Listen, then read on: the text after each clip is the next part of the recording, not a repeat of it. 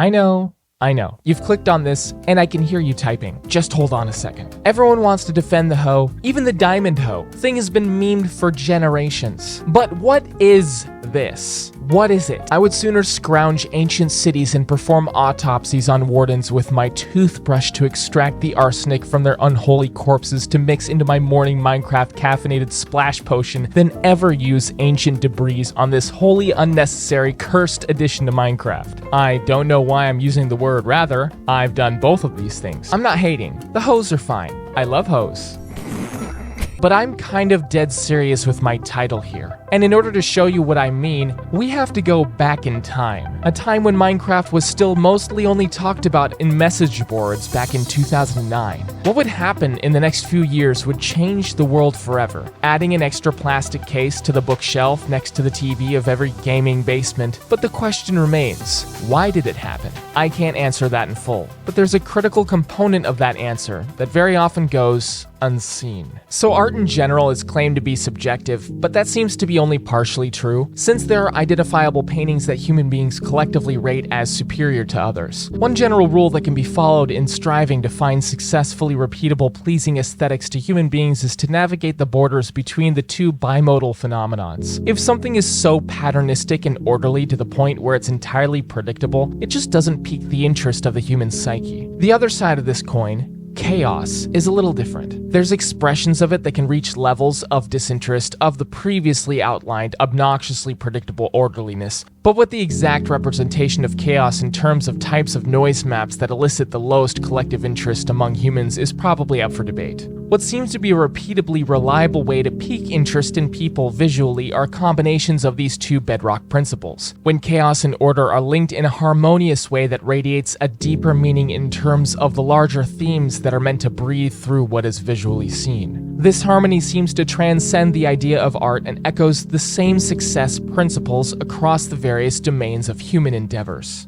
The reasoning behind it may stem from the trial and error of humans in the last million years surviving an extremely harsh environment with factors contributing to illness or death which needed to be met with an equal force of action to attempt to survive or perish, not just individually, but collectively. Through eons of human generations, the correct long-term strategy for human survival was likely navigating the line between order and chaos, which might actually point to a deeper truth about the ultimate nature of the universe itself and why universal constants like the laws of physics are tuned to seemingly completely random variables. Thinking about it enough almost makes you feel like you're about to come to a conclusion about it, like it's on the very tip of your tongue, yet always escapes you. But whatever the secrets about the ultimate fate of the universe are, Notch probably knew them, because he totally got this right, navigating the line between order and chaos in the representation of Minecraft. The mobs, the items, the game mechanics, and last but not least, all of these contingencies of the world pointing you towards the various conclusions about the in-universe lore of Minecraft had this beautiful and meaningful balance to it. Because Minecraft is an extremely symmetrical game comprised of squares, cubes, straight lines, and the like, the total mechanics and in-universe lore of Minecraft seem to lean towards chaos, like a strange, lopsided painting that made you turn your head with its unexpected and rather fascinating brushstrokes of randomness that cultivated into a mosaic of awe, wonder, and deeper meaning, matched by its post-apocalyptic feel. The game itself had no instructions whatsoever. That heretical crafting book crap that's in the game now, we had nothing like that back in 2012. You were plopped into the world, having no idea how to do anything, with no tutorial but Google. It's as if the game itself was an artifact that was transported here from another universe through quantum shenanigans, and we all were so curious and just tinkered with it to figure it out. All of this serves to pique your curiosity, and the deeper balance of Minecraft through its visuals, mechanics, and apocalyptic loneliness serve to be an irresistibly curious sight that couldn't be ignored. This, in my mind, serves as a large part as to why Minecraft took over the world. But Notch was an artist, a visionary. He wasn't a CEO, and he never expected himself to be, and never wanted to. So he took a check from Microsoft so big you couldn't deplete it even if he went out and had 1,000 kids, to go live the rest of his life as he saw fit. The artist, forever free to wander the real Minecraft. Real life. So we have Notch Minecraft, but Minecraft historically is in a tug of war between two states, the other being Microsoft Minecraft. To be fair, Minecraft, especially Java Minecraft, has been under the trajectory of a very similar developer team with many of the same people who were around at the time of Notch. But whether through the absence of Notch or the now looming overlord of Microsoft, it seems that Minecraft's soul has been undergoing changes for the last 10 years. Let me show you what I mean. Iron, a good place to start. For a long time until recently, for some ores, you would have to mine them. The actual block would just pop out and you'd have to smelt it in a furnace. Other ores, such as coal or redstone, yielded experience points and lumps of coal, or the redstone item. But in Minecraft 1.17, raw iron was added, which was now yielded instead of getting the iron ore block itself, making its process symmetrical to the coal and redstone ores. The gold or iron block was similarly made congruent to this pattern with the addition of raw gold.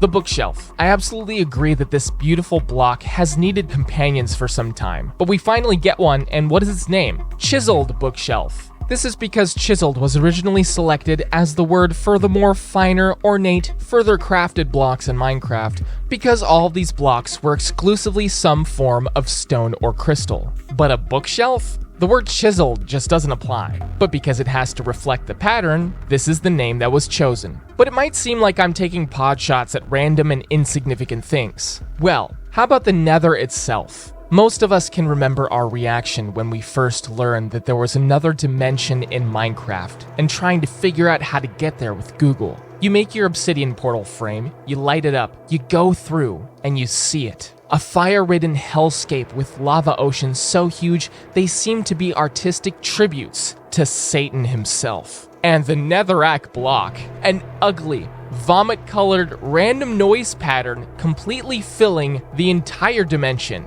The haunting noises of ghasts, everything about this place was meant to unsettle you. Even the scant smatterings of order that dotted the dimension. The fortresses, indicating that something was surviving here and building something vaguely resembling civilization. Something malevolent. But of course, leave it to a corporate monolith to determine that a block whose very existence and purpose was to unnerve the player is simply too unnerving and unsightly. So they killed the old netherrack texture for something much cleaner, and now the plain nether biomes look like something out of RuneScape or World of Warcraft. Chaos erased, order restored. But it gets a lot worse. With the Nether update in 1.16, there's absolutely some biomes that are amazing as hell, and in general, I'm happy with the update. But instead of being the true photo negative of reality, the Nether now is just a mirror, the overworld, with different colors.